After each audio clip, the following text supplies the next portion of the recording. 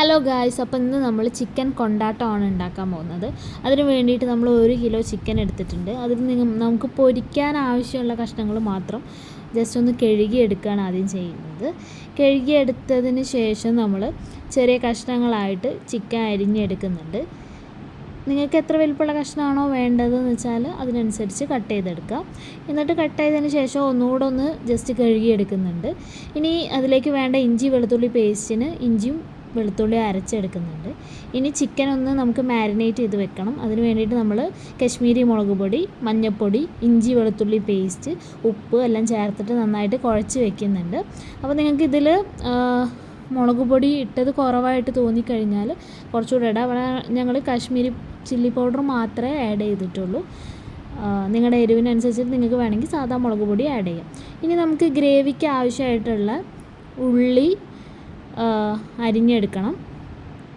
ഉള്ളി ചെറുതാക്കി അരിഞ്ഞെടുക്കുക. പിന്നെ അതിലേക്ക് ആവശ്യമായിട്ടുള്ള മല്ലിച്ചപ്പ് അതുപോലെ അരിഞ്ഞെടുക്കണം ചെറുതാക്കി. പിന്നെ വേണ്ടത് തക്കാളിയാണ്. തക്കാളിയും അതുപോലെ നമ്മൾ ചെറുതാക്കി അരിഞ്ഞെടുക്കുക. ഞങ്ങളിവിടെ 2 തക്കാളിയാണ് എടുത്തത്. നിങ്ങൾക്ക് ആവശ്യത്തിനനുസരിച്ച് തക്കാളിയും ഗ്രേവി കുറച്ച് കൂടുതൽ വേണമെന്നുണ്ടെങ്കിൽ തക്കാളിയുടെയും ഉള്ളിയുടെയും അളവ് കൂട്ടാം. ഇനി അതിലേക്ക് ഒരു പച്ചമുളകും കൂടി അരിഞ്ഞെടുക്കുന്നുണ്ട്.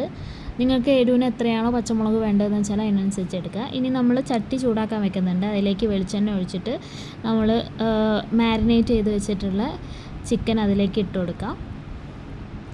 എന്നിട്ട് നന്നായിട്ട് വറുത്ത് കോരി എടുക്കുകയാണ് ചെയ്യേണ്ടത്. ചിക്കൻ നന്നായിട്ട് മൊരിഞ്ഞ് വന്നു കഴിഞ്ഞാൽ നമുക്ക് മറ്റൊരു പാത്രത്തിലേക്ക് ഇത് കോരിയെടുക്കാം. ബാക്കി എല്ലാ ചിക്കനും അതുപോലെ നമുക്ക് പൊരിച്ചെടുക്കണം. ഇനി അതേ എണ്ണയിലേക്ക് നമ്മൾ വറ്റൽമുളക് ചേർത്ത് കൊടുക്കുന്നുണ്ട്. വറ്റൽമുളകൊന്ന് മൂത്തതിന് ശേഷം നമുക്ക് അതും വറുത്ത് കോരി മാറ്റാം. ഇനി അതേ വെളിച്ചെണ്ണയിലേക്ക് നമ്മൾ അരിഞ്ഞ് മാറ്റി വെച്ചിരുന്ന സവാള ചേർത്ത് കൊടുക്കുക. ഞങ്ങളിവിടെ എടുത്തിട്ടുള്ള 2 സവാളയാണ്. ഇനി നമ്മൾ സവാള നന്നായിട്ട് വാട്ടിയെടുക്കുക. സവാള വാടി വരുമ്പോൾ അതിലേക്ക് നമുക്ക് അരിഞ്ഞ് വെച്ച തക്കാളി ചേർക്കാം. തക്കാളിയും സവാളയും നന്നായിട്ടൊന്ന് വഴറ്റിയെടുക്കുക. വീണ്ടും ഇതിലേക്ക് എരിവിന് ആവശ്യമായിട്ടുള്ള പച്ചമുളകും കൂടി ചേർത്ത് കൊടുക്കുക. ഇനി നമ്മൾ വറുത്ത് കോരി വെച്ച വറ്റൽ മുളക് നന്നായിട്ട് ഞെരടിയിട്ട് അതിലേക്ക് ഇട്ട് കൊടുക്കുക. എന്നിട്ട് അതും നന്നായിട്ടൊന്ന് മൂപ്പിച്ചെടുക്കുക. ഇനി അതിന് ശേഷം നമ്മൾ ഇഞ്ചി വെളുത്തുള്ളി പേസ്റ്റും കൂടി ചേർത്ത് കൊടുത്തിട്ട് നന്നായിട്ട് ഇളക്കി കൊടുക്കുക. ഇനി നമുക്ക് കാശ്മീരി ചില്ലി പൗഡർ അതുപോലെ തന്നെ മഞ്ഞൾപ്പൊടി കൂടി ചേർത്ത് ഉപ്പും കൂടി ചേർത്തിട്ട് നന്നായിട്ട് ഇളക്കി കൊടുക്കുക. ഇനി അതിലേക്ക് നമ്മൾ വറുത്ത് കോരി വെച്ച ചിക്കനും കൂടി ചേർത്തിട്ട് നന്നായിട്ടൊന്ന് ഇളക്കി യോജിപ്പിക്കാം.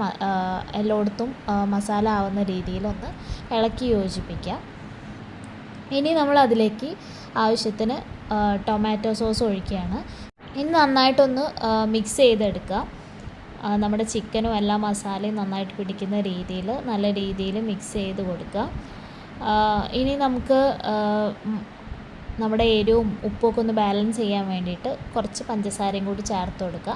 എന്നിട്ട് നമ്മൾ ഒന്നുകൂടെ മിക്സ് ചെയ്യാം.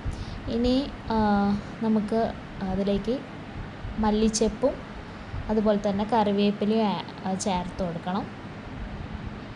എന്നിട്ട് നന്നായിട്ട് വഴറ്റിയെടുക്കുക. അപ്പോൾ നമ്മുടെ ചിക്കൻ കൊണ്ടാട്ടം ഇവിടെ റെഡി ആയിട്ടുണ്ട്. അപ്പോൾ നിങ്ങൾക്ക് ചോറിൻ്റെ കൂടെയോ അല്ലെങ്കിൽ പൊറോട്ടയുടെ കൂടെയോ നല്ല ഒരു കോമ്പിനേഷൻ ആയിരിക്കും ഈ ചിക്കൻ കൊണ്ടാട്ടം. ഞങ്ങളിവിടെ ചോറിൻ്റെ കൂടെയാണ് കഴിച്ചിട്ടുള്ളത്. നല്ല ടേസ്റ്റ് ഉണ്ടായിരുന്നു. എന്തായാലും ഒന്ന് ട്രൈ ചെയ്ത് നോക്കാം. അപ്പോൾ അത്രയേ ഉള്ളൂ. Bye bye.